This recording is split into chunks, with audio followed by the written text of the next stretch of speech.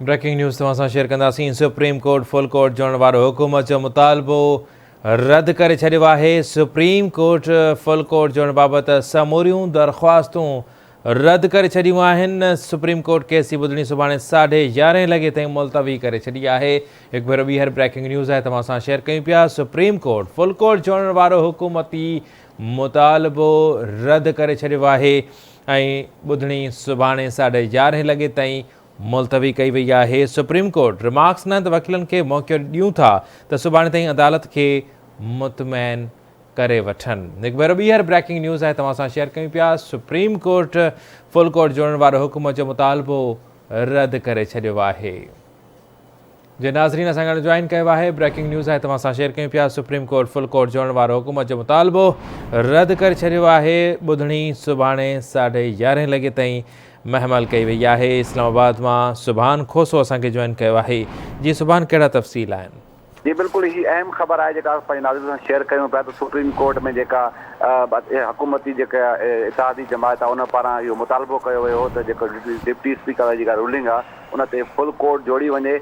ऐं जेको आहे हींअर हाणे ताज़ो फ़ैसिलो आयो आहे जंहिंमें सुप्रीम कोर्ट जेको आहे सभी जेके दरख़्वास्तूं हुयूं हुकूमती जेके इत्तेहादी जमात जी दरख़्वास्तूं उन्हनि खे रद्द करे छॾियो आहे ऐं इहो वाज़े करे छॾियो आहे त सुभाणे 11:30 वॻे हिन केस जी ॿुधणी थींदी, जंहिंमें इहो डिप्टी स्पीकर आहे जिन जेका रूलिंग आहे उहा सही आहे या ग़लति आहे उन बाबति धुरियूं पंहिंजा दलील ॾियनि।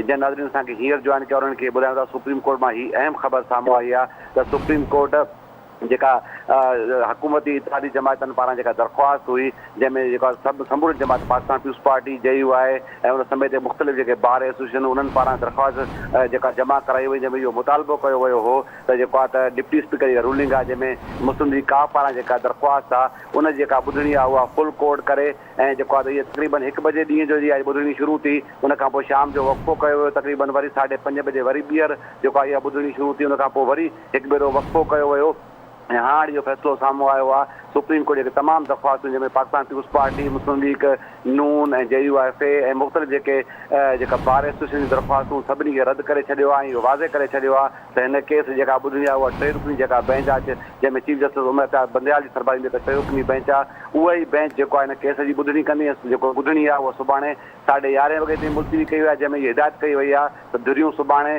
जेको डिप्टी स्पीकर जी रूलिंग आहे उन बाबति पंहिंजा दलील ॾियनि ऐं जेको आहे जेको फ़ैसिलो आहे सुप्रीम कोर्ट जारी कयो। उन में इहो बि चयो वियो आहे त जेके फुल कोर्ट न जोड़ण बाबति कहिड़ी वजूहात आहिनि, असां छो जेको आहे दरख़्वास्तूं रद्द कयूं न, उनजो जेको तफ़सीली फ़ैसिलो आहे उहो बाद में जारी कंदासीं। पर हींअर जेको आहे त सुप्रीम कोर्ट मां ही अहम ख़बर साम्हूं अचे पई जंहिंमें इहो वाज़े कयो वियो आहे जेके दरख़्वास्तूं हुयूं पाकिस्तान पीपुल्स पार्टी। ठीकु आहे, वॾी महिरबानी सुभान हिन वारे सां अपडेट करण जे लाइ।